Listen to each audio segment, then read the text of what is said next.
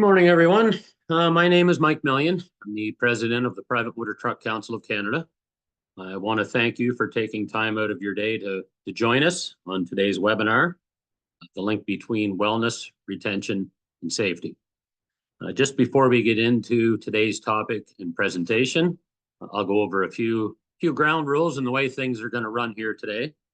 So I do have your ability to turn on your camera and unmute yourself disabled, just so we can concentrate on the speaker and the presentation.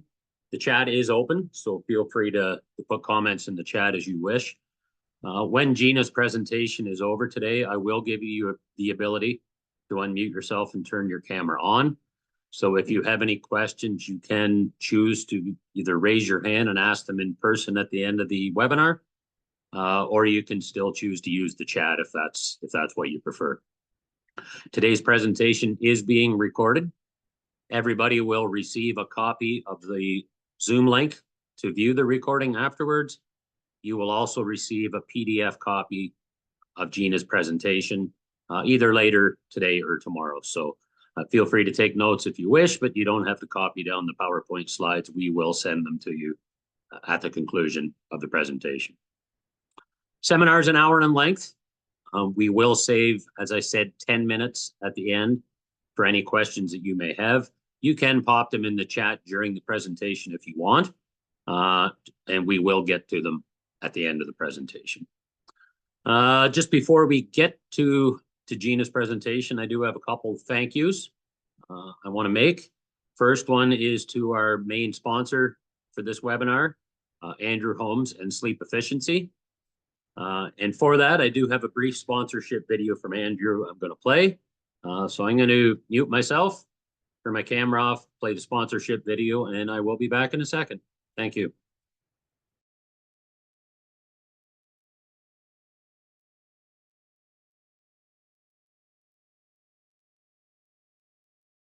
Hi guys, my name is Andrew Holmes and I'm the owner and founder of Sleep Efficiency located here in Ottawa. Sleep Efficiency offers a variety of different sleep services, including consulting, educational seminars, and a fatigue management program to transportation companies like yourselves to be able to address a variety of different concerns within that industry from a sleep perspective. My background includes running a full-service diagnostic sleep center here in Ottawa. We've been in business since 2015 and have helped thousands of patients, many in the transportation and aviation business, achieve better quality sleep through our programs. We offer home-based sleep tests where you're able to actually conduct the test in the comfort of your own home. Once upon a time, you had to spend up to a year on a wait list to get a sleep test. You don't have to do that anymore. The technology is advanced and so is our healthcare. We have the ability to ship devices directly to your home. You're able to take these devices on the road with you and complete them in the back of your truck. We have results as soon as 48 hours. All of the results are reviewed by a respirologist and we're able to follow up with you accordingly. With our fatigue management program, we have educational online materials where you're able to go through and educate your team and yourselves on the importance of sleep, on how it can actually impact the quality of your life. Sleep apnea, when left untreated, can increase the risk of heart attack, stroke, congestive heart failure. It reduces reaction time, poor memory and concentration. Micro sleeps come into play. We're here to help to make sure that the sleep that you're getting isn't only the quantity, but the quality as well. If you want to reach out to us, sleepefficiency.ca, take a peek at our website. I also want to take a moment here to thank all the PMTC for giving me the opportunity to speak in this video. Sounds like you're going to have a great webinar coming up, and special thanks to Mike Millian.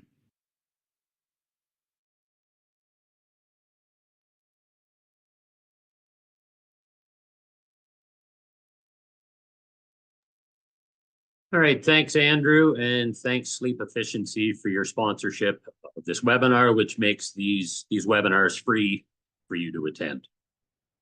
I also quickly want to bring your attention to the Private Motor Truck Council of Canada's Young Leaders Group. It is a group of industry professionals aged 40 and under.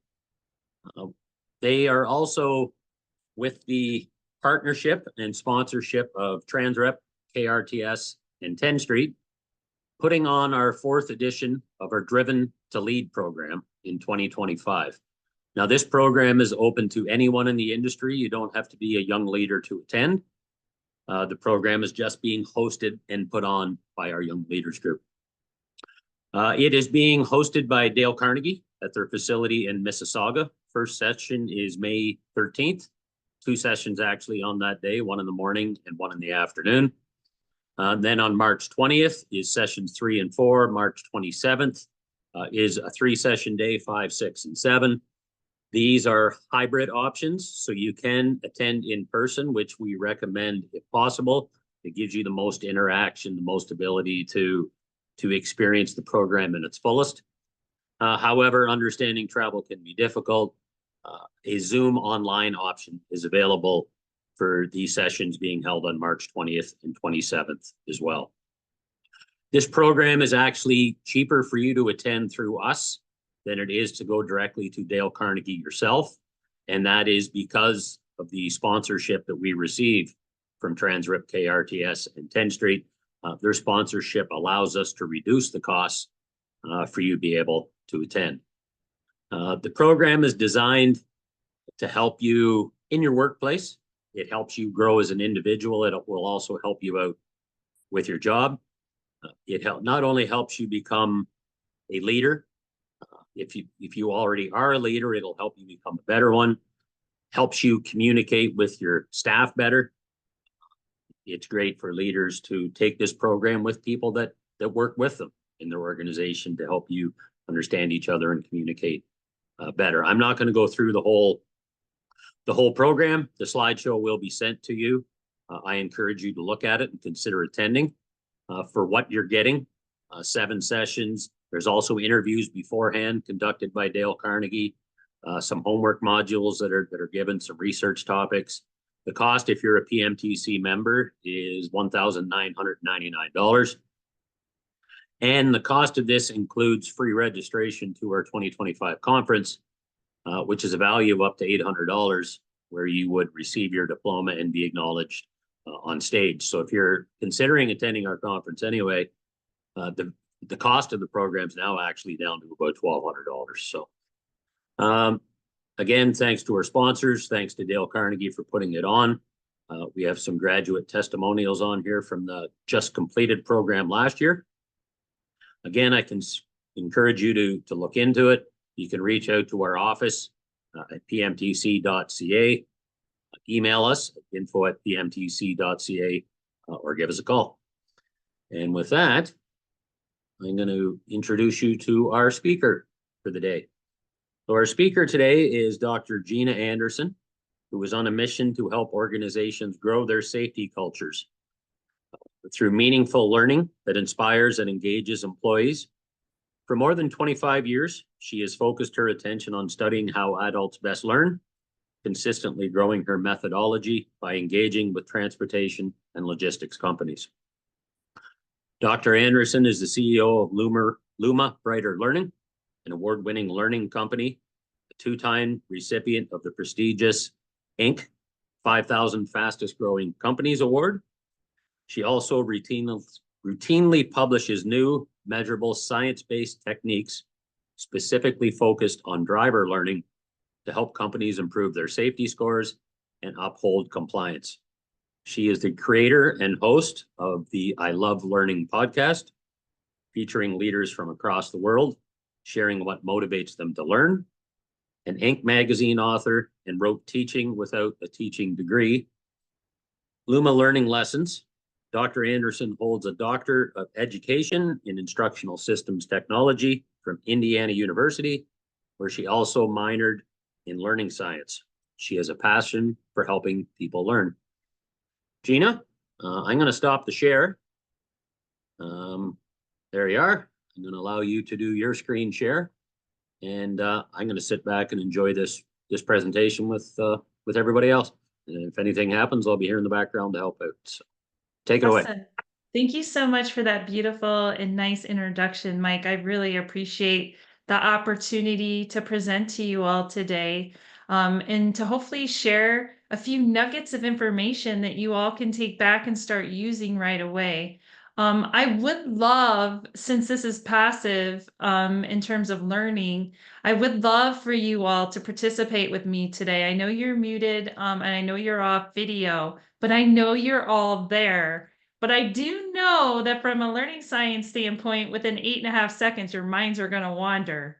So it would be amazing if you could scan that QR code or go to menti.com and put in that code, because we're going to make this interactive today where all of you can participate and you can be unknown. You can just participate and you have your cameras off and you can still engage with me today. And I greatly, greatly appreciate that. And especially for this topic, because this topic is just, it's just so critical. It's critical today. And it's critical to the research I did in 2023, and it continues to be a topic that is really, really important for all of us. And today I'm really focused on sharing with you what other companies, what drivers want, what they need, what we all need in the space of health and wellness. So a couple weeks ago, I was in Chicago, Illinois, doing an in-person captive. And it'd be interesting to see if you guys can put in the chat what you think about this. But I asked the room this question, and I'm going to ask you all this question today. And I didn't give them a choice. I just did this at the spur of the moment. And what I asked them was, how are you all feeling today? And the interesting thing is and you guys can vote if you're in Minty, you can go ahead and tell me how you're feeling today. I won't know who you are, but you can go ahead and put how you're feeling today, from 10 being the best you feel to 3 or less being down in the dumps. I looked around the room and there were 3 people. I should ask you, 3 people who raised their hand, and there were 350 people in the room. And I know this because I walked around and handed each of them a nugget sticker that they were a winner. And I had people look at me and say, no one has ever told me before that I was a winner. I had people thanking me. I had people afterwards coming up after the presentation and giving me a hug. The room was full of people in the room that did not feel very good. So my thought was, and this is true when I talk and I connect with people, everyone has hurdles. Everyone is dealing with something in their life. All of us on this call have something that's going on that is invisible, that we don't talk about and we don't share for privacy reasons, for judgment reasons, maybe because we're fearful of what's going to happen. And if you look at this, and I'm pretty proud of this group, there are several of you that are feeling pretty good, but there are also people on the call that aren't feeling so good. And one of the things that I study, that I did a study, and you'll all have access to this resource. This is a resource where we share a lot of different resources for you to go and implement at your organization. And I'll talk a little bit about these today. But the reality is that we're in a time, the Surgeon General in the end of 2023 came out with a research report and said, and I did this back in March. I had the room, 1/4 of the room stand up. 1 in 4 adults are feeling lonely. 1 in 4. So if I put you in groups and we looked at that, I mean, that is impactful. I look around a room and there's only 3 people that feel like 9s or 10s, and 1 in 4 adults are feeling lonely. And Harvard research came out with a study like a few months later and said, hey, look, Surgeon General, the reality is people want to be alone. People might be feeling lonely, but they want to be alone. So how are we going to reach these individuals, and what does it mean from a learning science standpoint? Because the reality is, if we are feeling in the dumps, it is impacting our neurotransmitters and how we feel and how we approach every day when we come to work. And when I released this research study in 2023, I had a numerous amount of truck drivers reaching out to me. And I had a driver that reached out to me and they said, Gina, I am feeling depressed. And that's one of the reasons I started my podcast. But I really really, this is about learning science. When I talk about how we can help each other, this is really about studying the mind and how our mind and brain works, and our hearts and the psychology of learning. When we look at these different elements, really what this a lot of the industry has is content providers, just pushing content to people. And I'll tell you this, content alone does not change behaviors. It just doesn't. It doesn't touch people at the human component of their heart. If 1 in 4 of you, or the majority of you, are not feeling like nines and tens today, and I sent you an article, you may read it, but maybe that doesn't make you feel better. It doesn't release the neurotransmitters it needs to make you feel better. Now, training, you could go out and do something one time. That's really training, and education is something we're all familiar with, but science should back everything that we do and how we present information. And that's what I study, and that's what I'm passionate about sharing. So at the end of the webinar, I provide free resources to anybody that's interested for learning, for research and learning, and to help you go back to your organizations and ultimately save lives. Because really, that is why we are here. We are here to save lives and help each other, make a difference. Very important. So I want to do a little experiment today. And those of you that are on the call, at the end, if you participate, there's going to be a slide where you can share what you heard. So back in May, I did this activity, and I do it a lot, and I do it in my daily practice. And one of the things is showing other people around you that you are grateful for them. So I have these cards, and I send them out to people, and I want all of you to do this today. Now, we don't have cards. If we were in person, I'd hand you each 5 cards, but we don't have cards, but you can text someone. So what I'd like for you to do right now is think of somebody who you are grateful for, maybe someone in your work environment, maybe somebody that did something great this week that you want to recognize, and just tell them that they matter. Tell them that you're grateful for them. Tell them what they've done that makes your life better. Just take a second and text that person or people. Now, we're going to hear back, and we're going to talk about at the end what they said or how that made you feel. But interestingly, in May when we did this was the group we did it with. One of the participants said he heard back from his wife, and she was like, "What's wrong with you?" Which was really funny, and we all laughed. But this idea of sharing, and this is very simple. This is a health and wellness tip that doesn't cost any money, you all. It takes a second, but showing each other that we appreciate each other every day, every opportunity we get. I was at a hotel. I was traveling, and there was a woman behind the desk, and these people were just being very unkind to this woman. I went upstairs, I got a gratitude card, I gave it to her, and she stood in tears, and she said, "No one at my organization has ever told me that I matter." And I mean, how powerful of a moment that is to that person, and also to me, because in fact, this is something we study in learning science. If you look at hyperscanning and you actually look at the brain, and scientists have been doing this isn't new. This has been in the science for many decades.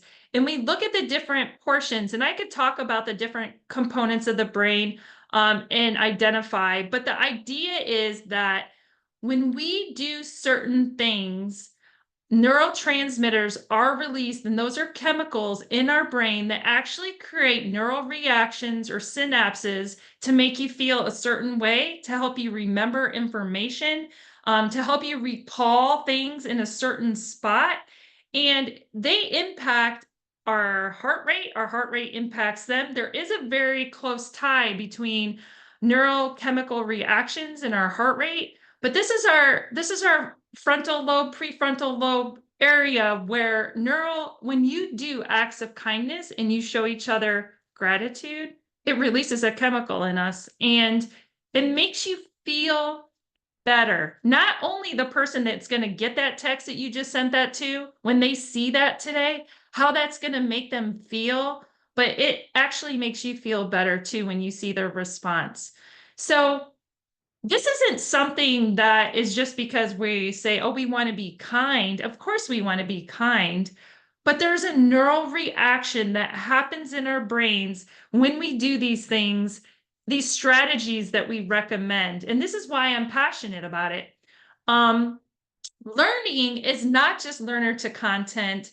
Learning is all of these elements. And if we were doing a seminar on information processing, I would go into detail on all of these different interaction modes. But in fact, you can promote health and wellness in lots of different ways. In that research report where I'm going to highlight some of the strategies, you can download and you can read all the different strategies.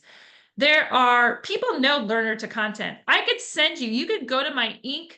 Magazine articles on my website, and you could read about how to deal with grieving, for example, from a neuroscience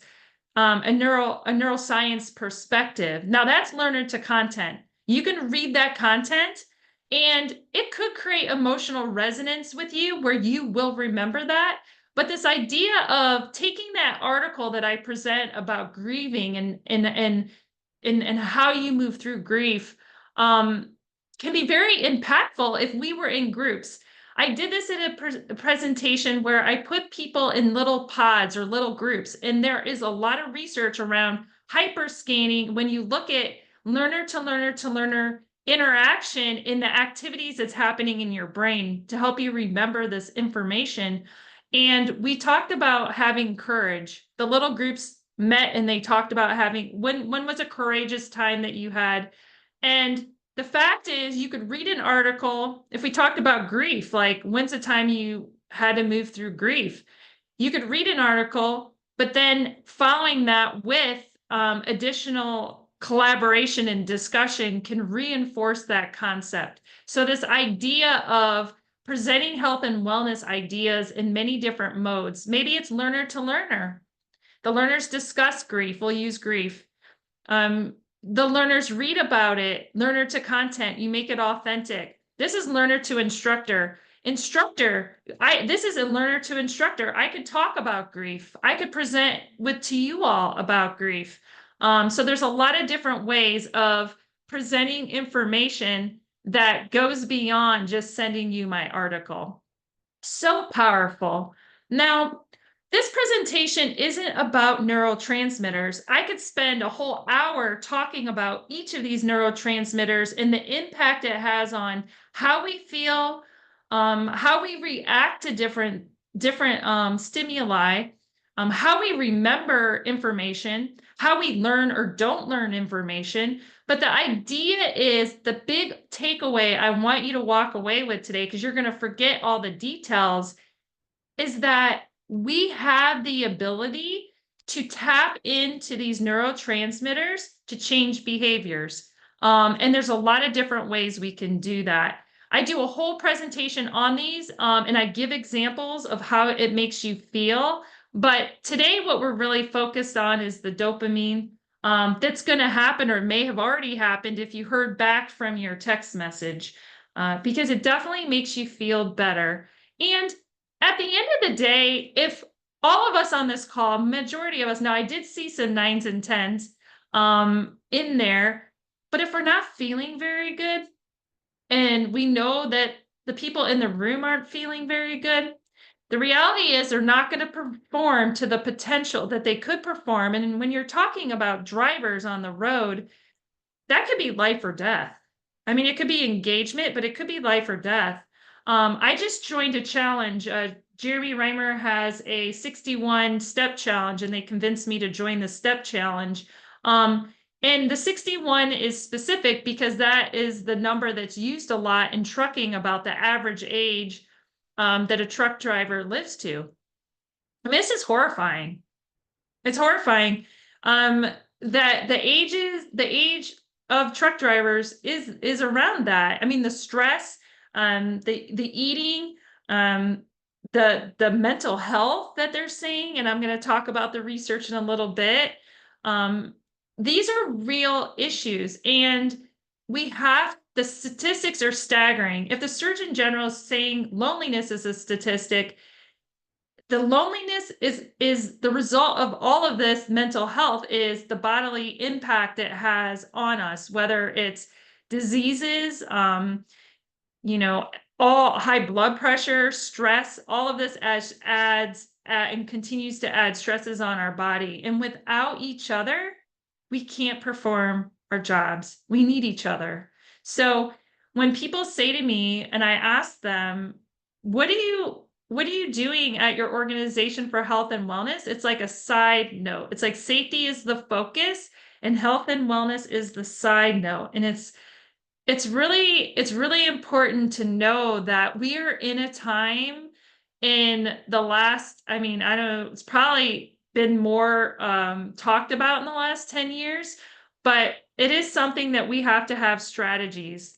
So what I wanted to do in 2023, when I saw this happening in terms of the research, is provide for the industry specific things. You're like, well, this is great, Gina. Like, we know this, but how are we going to do it? We don't have time. We don't have resources. And the texting is free. You can show each other you care and appreciate each other anytime. But there are 8 dimensions of health and wellness. And the interesting thing about the 8 dimensions is most companies that I talked to and did my research on focus on the physical aspect, the dimension about caring for your body. Now, obviously, that's important. You know, obesity is through the roof. Physical health is important. I mean, I joined the STEP challenge. It's free.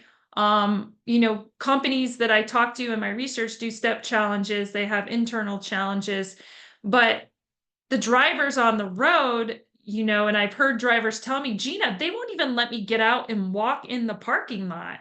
I'm like, they don't let you walk in the parking lot? They're like, no, the parking lot is closed. They won't let you walk around. And there's a real challenge in trying to help drivers or help learners really know how to do these things. So giving them a plan of how they can improve physical health and in eating and all of that goes with it. But that is probably the most popular element of health and wellness that companies focus on. So intellectual health is something I don't really hear about. And this is the curiosity. Learning, if you continue to learn and grow and have a curiosity for life, you're going to continue to build your neurons. Neurons aren't dead at a certain age. They continue to grow and evolve. So curiosity, when you're curious about the world around you and you want to continue to learn, that's something you can promote at your organization. Now, one of the things that I learned during one of my research studies was companies that we worked with weren't asking their learners what they wanted to learn about. They just didn't ask them. They didn't ask them. In the study, we asked the learners, what do you want to learn about? And I always ask this question, and I say, what do you think the drivers wanted to learn about? And people say safety. I'm like, nope, it wasn't safety. What they want to learn about was gratitude. They want to learn about depression. They wanted to learn about health and wellness. Now, look, if you are asking your learners what they want to learn about and providing that to them, that helps with engagement. It piques their curiosity. It helps. That is an emotional wellness thing that you can do today just by asking them what they want to learn about and providing that. Emotional dimension, again, is talking. And I know, like, I talked to a safety director last week and they're like, Gina, I'm not a counselor. And I'm like, I get it. I'm not either. But the reality is we're dealing with people who aren't feeling good. So being there with them, acknowledging that I get it. Like, I get that you're dealing with this. You know, I get that you're dealing with having to care for an elderly parent. Like, having that empathy and showing that in a daily action and having your leadership buy into that is so important. The social aspect, one of the biggest key contributors of people digressing with dementia over time is lack of social connection. Social connection is key to help you build and strengthen your neurotransmitters. So all these people that are preferring to be alone, this is like, I go out in the neighborhood and like, there's no children out there. Everyone's gone. Where are they? I like look around. It's like, I remember riding my bike, I mean, safety's a concern.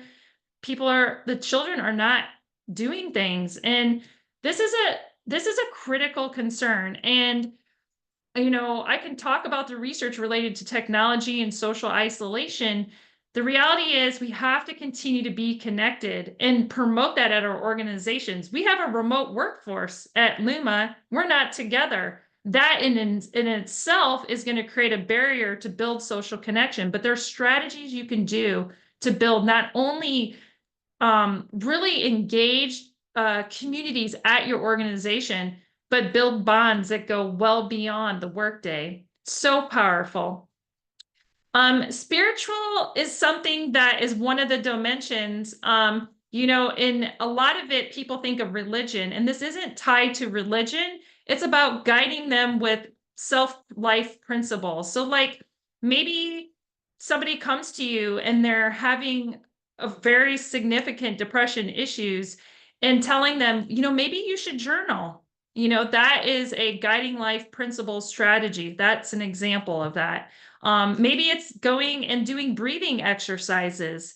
That's an example of a spiritual activity. So those are types of things that are in the research paper that you can download and look at. But so important. Vocational. Are you giving them opportunities for growth and giving them a pathway to know how they can grow at your organization? Financial. That was one of the topics. Everyone, why do we work? Why do we get up every day if we're under stress and go to work?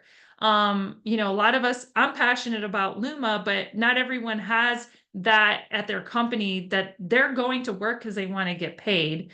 So giving them opportunities for recognition, for incentives can be very motivating. And then environmental, maybe have a picnic. I know there's driver appreciation and drivers are brought in, but doing things, giving them opportunities to be in the environment, to be outside, maybe have a meeting outside. I mean, not when it's not when it's cold and up in Canada, but I mean, there are opportunities, have a social event outside.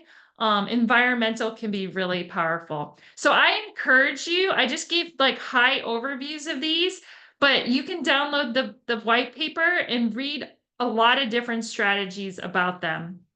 So in my research study, I included interviews for some of our clients who were very passionate about their health and wellness programs. And I'm going to be interested to see how many of you do these things already. Because again, like I'm the instructor, most of you, if I had this to be a learner to learner learning experience, you all could discuss together what health and wellness programs you're doing and think of how much knowledge and information you would gain.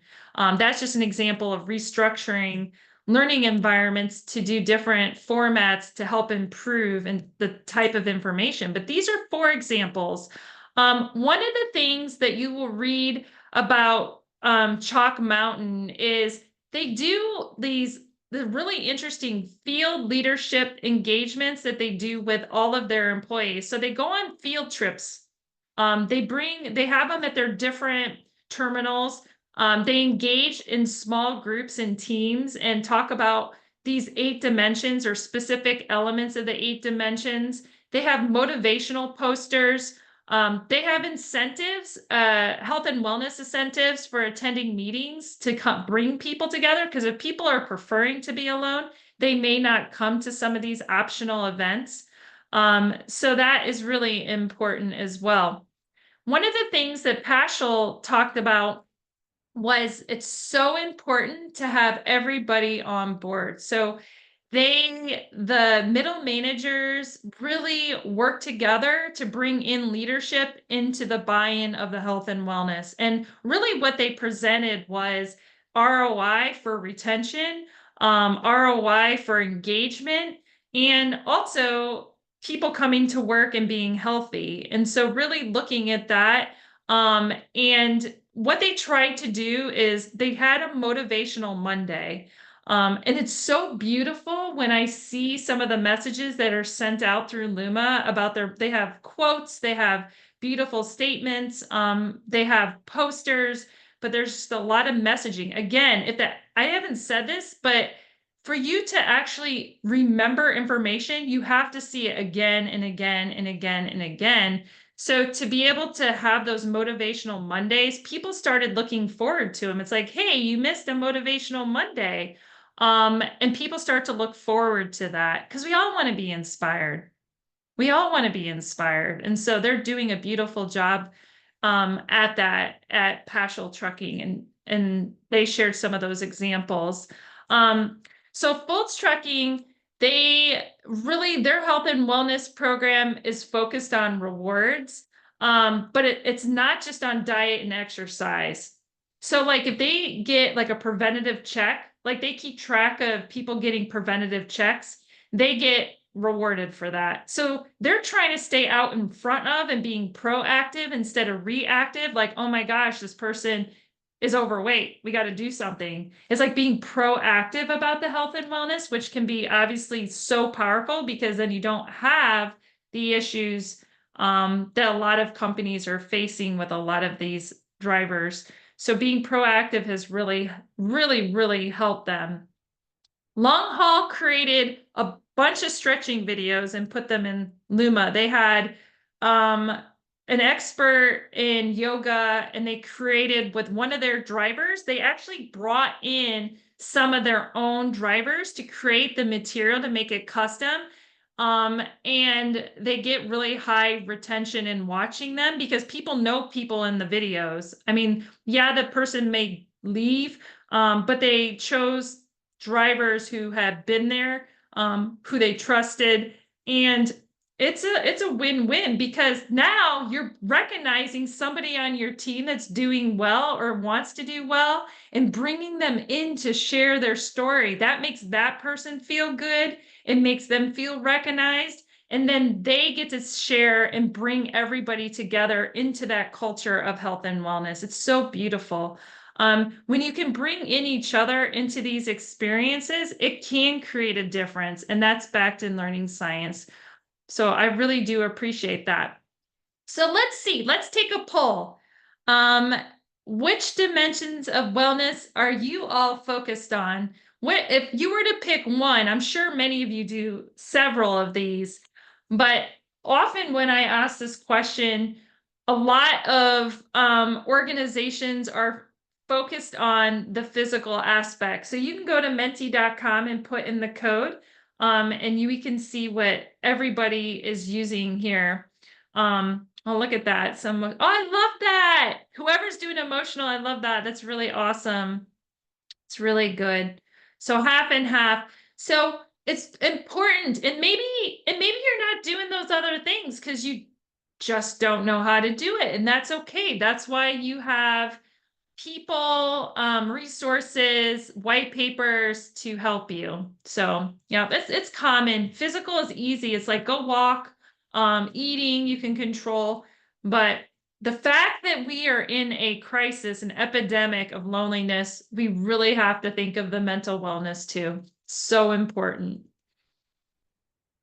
So I said this already, but we did an analysis of all the drivers in our system, and we asked them, hey, what do you want to learn about? And this is the reason why in 2023 I started my podcast, because I had drivers telling me that they were depressed. They're like, Gina, I'm depressed. And I'm like, okay, well, I want to get you resources to help you because I'm connected to a lot of different resources. I'll bring them on. You can listen and get their resources free.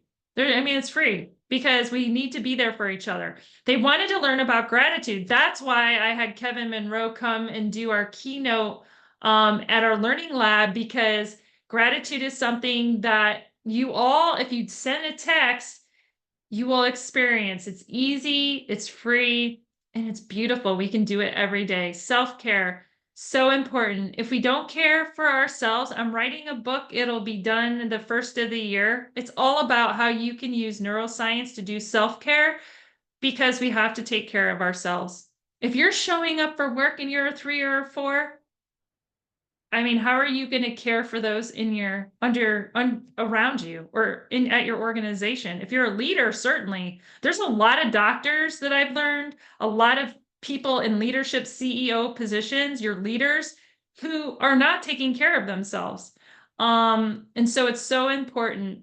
And the thing is, when you ask people, they appreciate it. People appreciate, they want to be asked.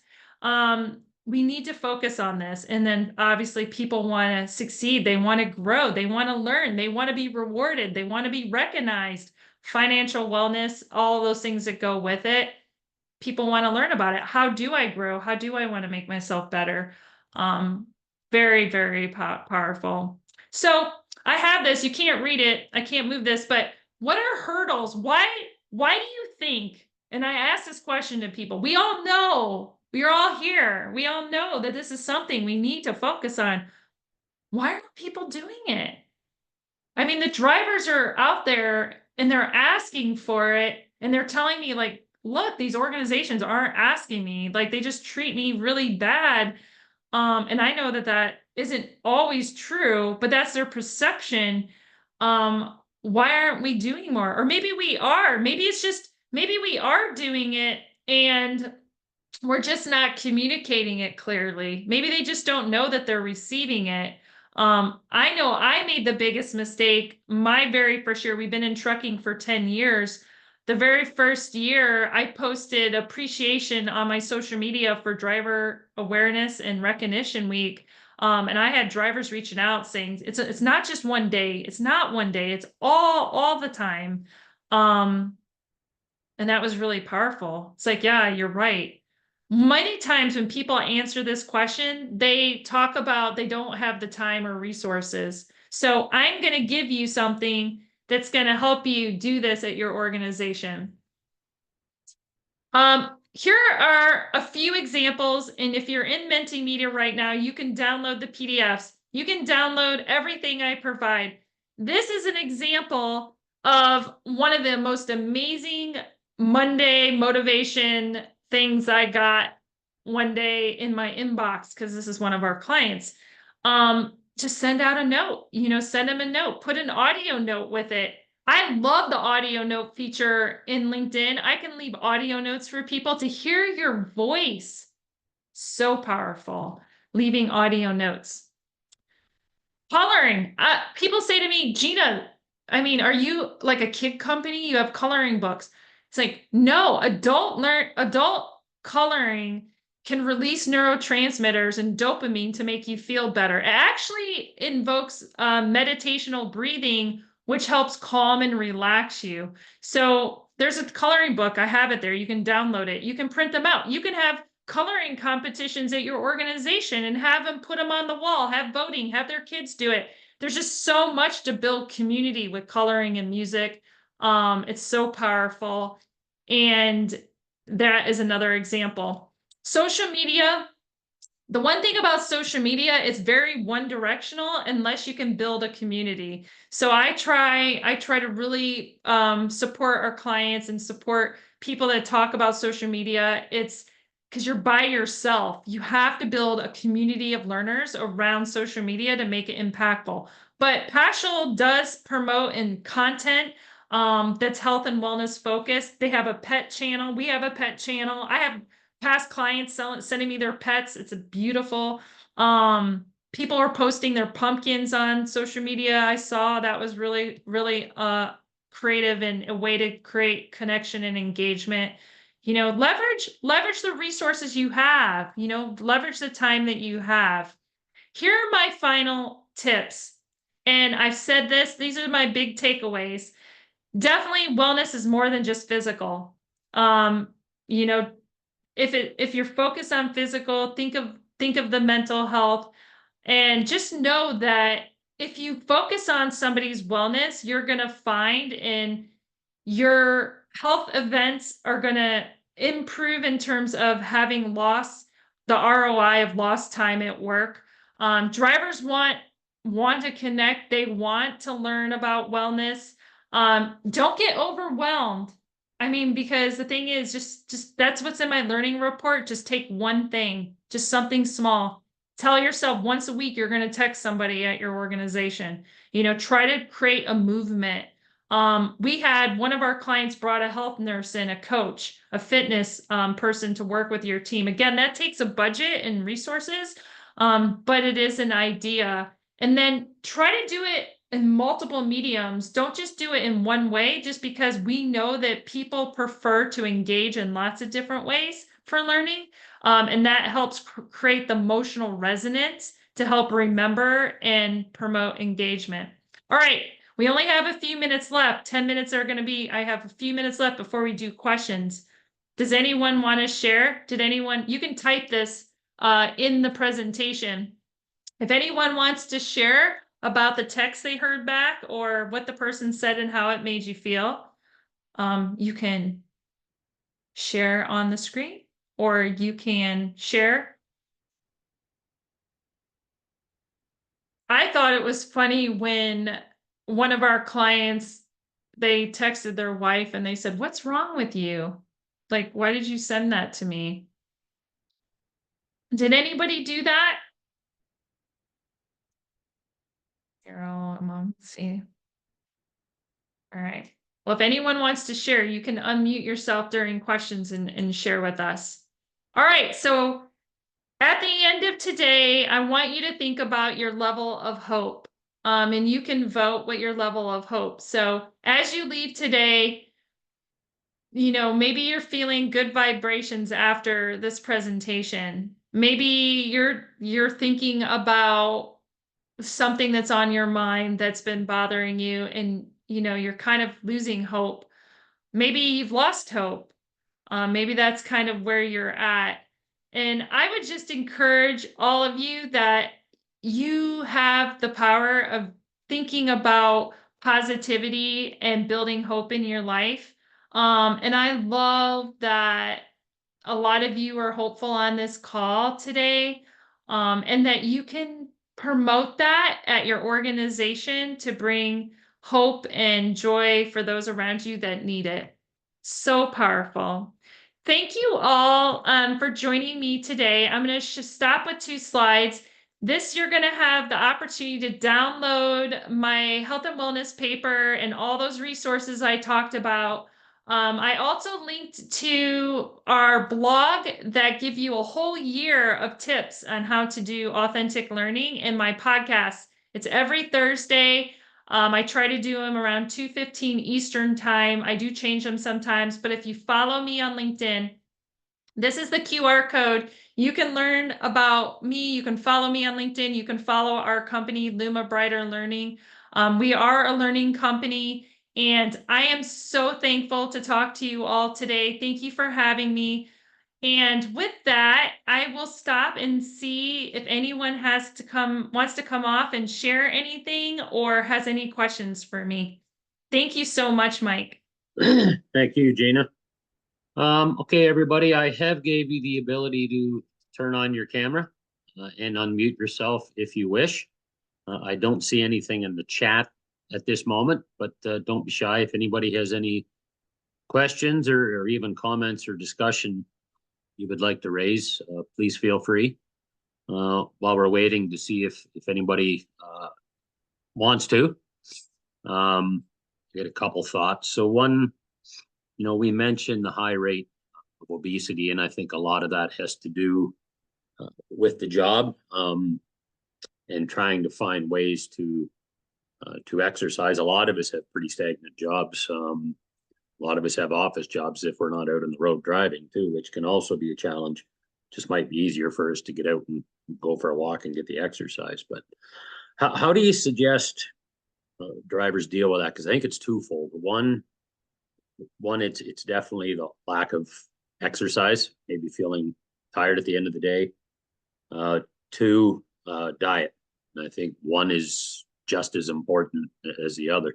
Eat the wrong kind of food, you're going to feel tired, sluggish, and probably not feel like going out and exercising. So how do you suggest drivers or their companies help drivers deal with those two things that or kind of the cause of it, the lack of the ability to exercise, or the perceived lack of ability to exercise, and trying to get a handle on what they put into their bodies. Yeah. I think the first thing is to give them the ability to tell you if they're ready to change. Like there's a readiness to change element with psychology and working with someone to know if it's something they even want to do. If somebody is smoking, for example, they're probably not sleeping very well and they don't realize that. But is it something that they want to do? Do they realize why they should do that? Right? So why should they do that? And what are the implications if they don't do that on their life and what's important to them? So it's really tapping in first to what's motivating them, and if they're ready to change. And so there's like different psychology surveys you can do that. Once you know that, and once you know what motivates somebody to change and want to change, you can leverage that to help them do whatever it is they want to change. So if it's getting in better shape, maybe there's specific goals, short-term goals. They have to be short. It can't be like go out and run a 5K, right? Maybe it's every day they're tracking and getting feedback on what they're eating. Something very small. But again, I think it's not like we could offer gym memberships, we could offer, but if they're not ready to change, it's just a waste of resources and time. So I think, Mike, that's really the first step.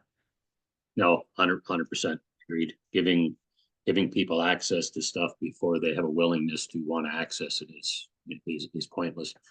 The old saying is, as I've heard many people say that do exercise, the hardest part is getting your shoes on, right? It's getting Yeah. permission to get up and do something. Knowing why, like, why do you even want to do it in the first place? Because if the Yeah. why isn't strong enough, you're not going to continue to do it. It's kind of like stop drinking, someone that's an alcoholic. Very powerful. And another thing, since nobody else is asking any questions here, I think the other thing is mental health and loneliness. Now you touched on the loneliness. 1 out of 4 people feel lonely. I'm going to suggest for the long haul sector, it's probably higher than that. We can't, when we think about trucking, we always think about the long haul sector. I think we do need to understand that not all drivers want to be alone, and not the entire segment is long haul. There's lots of drivers, including lots of private fleets, who interact with customers all day long, from delivering to their stores and their members, and those types of drivers like the interaction. That's why they do those types of jobs. Mhm. But you mentioned that some people like to be alone. They're lonely, but they want to be alone. Well, a lot of long haul drivers get into long haul because they want to work on their own. They want to be their own boss. They don't want to be stuck in an office, stuck in a building. So they may be lonely because they're out on the road and they're not interacting with people. But then in some cases, they are in that type of role because they want to be alone, and they don't want to interact with people. So how do you help somebody who may have mental health issues and lonely, but they're not the type of personality that's likely going to reach out to anybody and tell them that they're struggling and are lonely, because it's just not in their DNA? Yeah. I mean, really, if somebody is feeling alone, and they're not going to share, giving them access to something that lets them self-reflect, like a survey, like self-reflect where they're at, and suggesting to them opportunities for them, because they're probably not. It's like someone that doesn't read well, they're not going to tell everyone like, look, I can read, or I can't read. But if you give them access to like a survey, a psychology survey that accesses and gives them suggestions, or sending them out information like the podcast, or a resource that they may click on and it may mean something to them, or just knowing like, okay, I have a fleet, I'm gonna like just check on. They may not tell you, but that note of gratitude may have an impact that you'll never know. Like that person in the hotel. I mean, she obviously was feeling something, and she just like, that note will always mean something. So I think it's not just assuming that everyone's okay. I mean, that was like with Robin Williams. Robin Williams was smiling.